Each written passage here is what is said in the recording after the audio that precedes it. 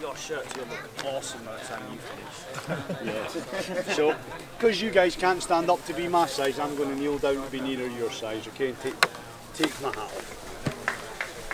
So, Joe's going to get me a bag. So this is going to be seem a bit strange, but there is a reason for what I'm going to do. So I'm going to ask you all to feel this bird. Now our breastbone, our sternum goes in the way, because we don't use our muscles to fly. I'd love to, but I've tried, it doesn't really work. I've tried gluing feathers onto my fingers and it just doesn't work. But birds use all these chest muscles that we use to hold ourselves upright, they use them to fly. So if you feel that, they have a big crest down there. Big bone ridge, can you feel that? Let us all feel that, because we're going to use that to orientate the bird to know what side we're using, if you all feel that, okay? So, Joe and I, if we have time at the end, might do a race and see if either of us can beat 12 seconds, which is my record so far. So all I want to do is I want to get its wing and I want to grip it in as if I'm gripping myself there, and the wing will extend. See like that? Puts its flight feathers out. And I'm going to get a good grip of the bird, grip it right in at the shoulder, and I'm going to twist and pull. And that might seem a bit cruel, but do you see this sinew? Sinew's a wonderful thing, I can use it for lots of bushcraft things, the fletching onto arrows, to put arrowheads on, to make spears, to do all sorts of wonderful stuff. It's not very nice to eat, and it goes right through the breast, and that is one of the easiest ways to get it and pull it out so you don't get a horrid chewy bit in your knee. Do that with one leg, one arm, or wing, and then I'll do it with the other. And this is why we put a new uniform on after the pigeon session. There we go, got another one. Let's pull the bag over here, because now I'm going to be really cool. You've got a brother or sister who really annoys you, just imagine I'm going to do this. I'll pull your head off. Right. And then we look inside, and what we have in here is called the crop. And we can usually see his last meal. So this one's been in what looks like maybe a wheat seed and maybe some maize as well. He's had a bit of a varied diet. So I don't know if you watch pigeon fly, when they come out the nest in the morning to go out to eat, they fly high and fast. And then they get all this big lump of grain into this sack in their throat, a bit like hamsters do in their cheeks. And then they fly low and slow and kind of hop back in and sit and digest it all, sitting up in their roost. I'm going to empty that out there. Sometimes you will find these will be very white like this, and that tells me that they're squabbing, because both male and female pigeons actually produce milk in their crop to feed their young. So this bit's going to seem a bit icky now. We want to get the bird and we want to feel that ridge, and then you see this little V here in the crop. I'm going to stick my finger down inside. Now imagine I'm putting my hand down its throat and rubbing the inside of its rib cage. There's all sorts of stuff attached there that I don't want to eat. So I put my finger down and I squidge it to side to side to side to side. You can do a wee dance while you're doing it. And then I get that bone placed against my hand there, and the spine placed against my hand, and I put both thumbs into the pigeon and I pull. And then I have turned my pigeon inside out. There's his little heart. There's the gizzard, and the gizzard actually feels really stony, because in young years they swallow stones to help them digest and to bear food down. This one's actually been a bit messy coming off. Then I peel all that away, because I don't want that bit, it's all kind of feathery and stuff. And a good trick, if you've got feathers stuck to your fingers, is to roll them like that, and then it kind of takes all the stickiness off your fingers, sticks the feathers together, and there we go, just like a miniature version of a turkey crown that you would have at Christmas. Right. So then what we're going to do is we just want the meat off of this, so and I just stick my finger in, don't even move the knife, come up here, and I can pull the whole breast off. And then I can do the same with the other breast and take that off. Now, my big friend Ian, who works for us, educated me on this. These are Pectorius major, and these little ones in here are Pectorius minor. I might be pronouncing it wrong because my English pronunciation isn't very good, never mind my Latin. But if this was a chicken, these wee tender bits inside would be where the supreme came from. Is that in your shack? If you've ever had chicken supreme. Put them in a bag, and then in a little while, once you've done yours, we'll quickly throw a Dutch oven on, flash fry them with a bit of spices, put them in a napkin, and lo and behold, you have a wee snack for you in the next session. So,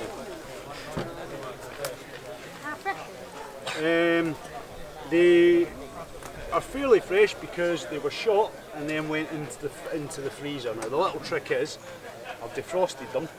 I've had to keep checking them and putting them on ice because I don't want them frozen too hard for you to use. But on the same token, it's very hot just now, and meat needs to be kept in the fridge and stuff. So I've been worrying about these pigeons since Wednesday. There you go. In no particular order. There you go. There you go. And there you go. Okay, so, and I'll grab one as well, and will we all do this together, step at a time. Okay, shut the cool box, keep the wasps out, and I'll put the bag in the middle of this, okay?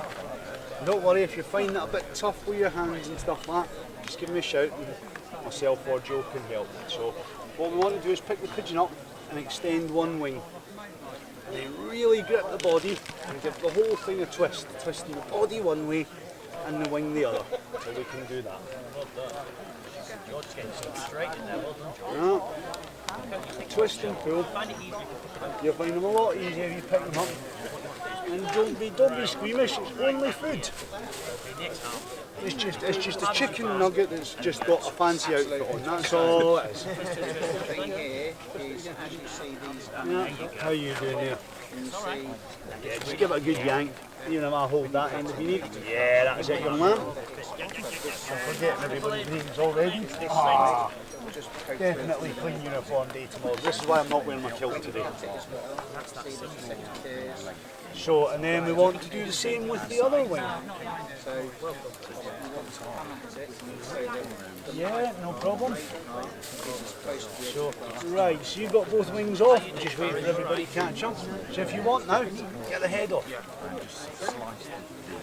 Fantastic.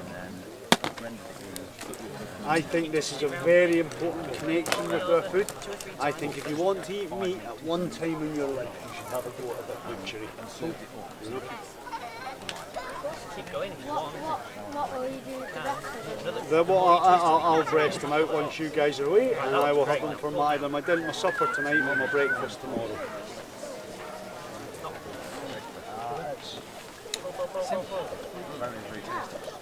Don't worry, I stopped at the services on the way down so that them and the rest of the team could all go to the toilet on the way down.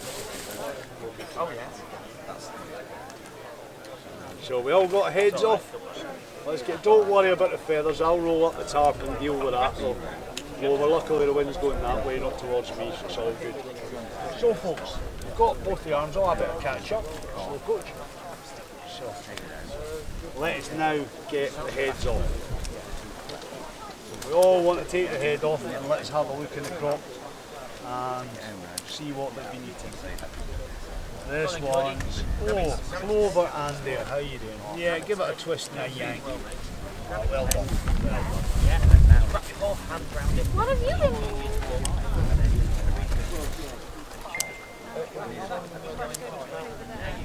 Yeah, well done, you're a superstar. So let's all have a look and see what they've been eating. Now so now comes the strange bit. Let's have a look, let's see what he's been eating. That's just the neck. That's eating. Yeah. So let's go and give him a shake out, and I'll just come round and check everybody, and I'll point to everybody. What I'm going to do is I think it would be good if everybody put their finger down, just because I've got longer, stronger fingers. I'm going to give you a wee help by actually breaking the membrane inside out. So when we turn them inside out, it all goes well. Ah, so he's been eating clover, which is one of their favourite foods. Nice. So let's spin him round, and I will stick my finger inside here. I would like you folks to have a little go at it as well, just so that you know how it feels and how it works. Also, what it lets me feel is how cold the pigeons are inside, so that I know that they're still food safe on a very warm day. Yeah, you're getting on. Can I just check that we've got them though? Ah, well done. Just, yeah, that was all good. Where is The crop, they don't always have stuff in it, so the crop's been empty on this one, and there's where it would have been, but it just came off with the head because it was empty. Sometimes if they're rather full, they stay on. Go in there. Oh, it's not too easy. So, where I've just stuck my finger down everything, I'll do mine as well.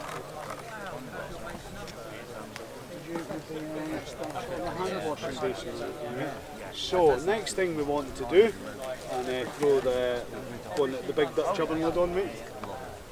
So, what we want to do now, get our two thumbs, right, stick them inside, and back to front, we're going to rip the pigeon apart. And you can make big noise, you go, "Hurrah!" when you do it. That actually sounded like I was throwing up, so that maybe wasn't the perfect noise. But hey ho, I'm not very good with sound effects, I'm quite good with butchery. What do I do when I'm... Nice. So what you want to do now is just, I'll hold that, and hook that bit, pull it all free. Twist it all free. I'll grab the feathers, you grab that bit. Oh, tug of war, pigeon tug of war, come on, come on. Right, well done. Yeah, nice, nice. You see all the bits here, and we're looking for this little spade end here. So that we can I just grab that for a second? That's why I stick my finger in. So you grab that bit, and we'll do the pigeon tug of war. Right, you ready? Peel, peel and pull. Oh, let go that bit of skin and I'll get it. Yeah, nicely done, well done that lady. Right, you get the next one.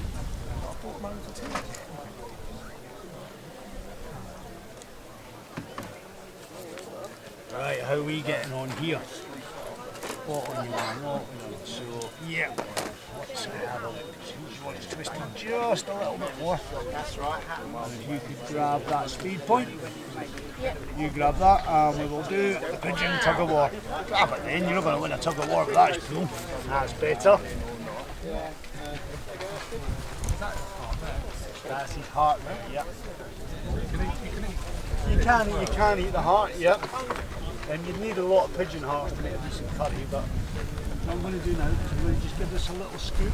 Sometimes this happens where stuff sticks to the front rather than the back. You can get the odd wee bit of membrane. Nice little lungs, he obviously wasn't a smoker. And then we get a little spade bit and then putting your hand out rather than dropping it on the ground.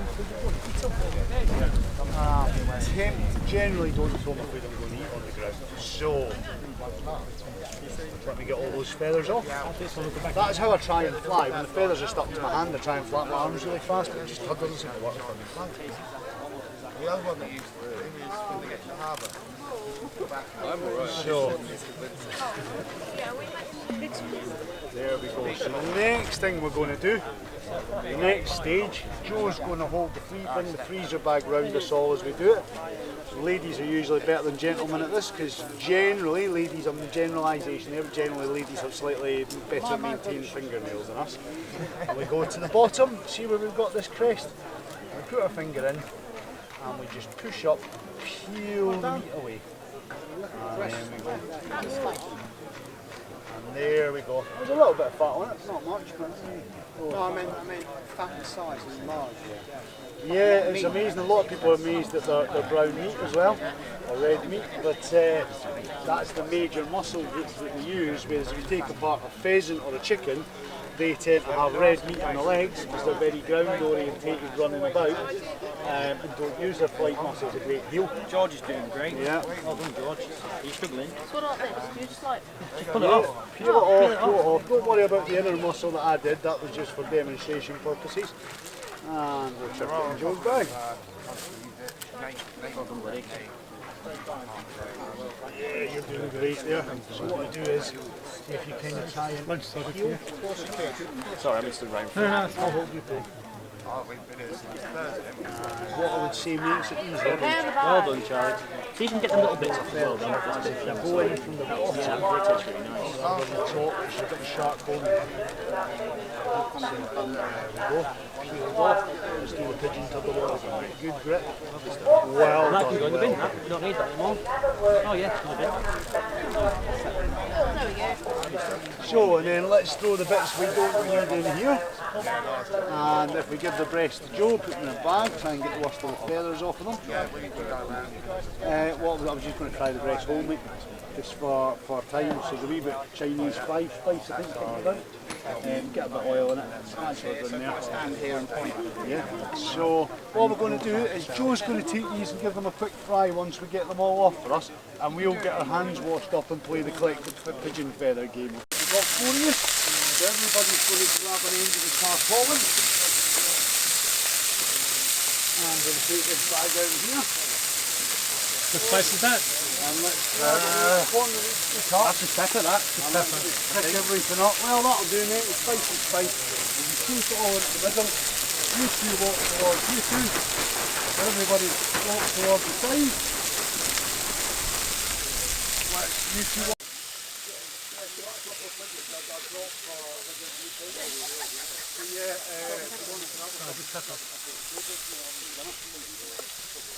You can see if you want to give them a couple of quid in the shop or whatever for pigeons, it'd be great to say it's a charity fund, but yeah, help yourself, mate, grab a couple.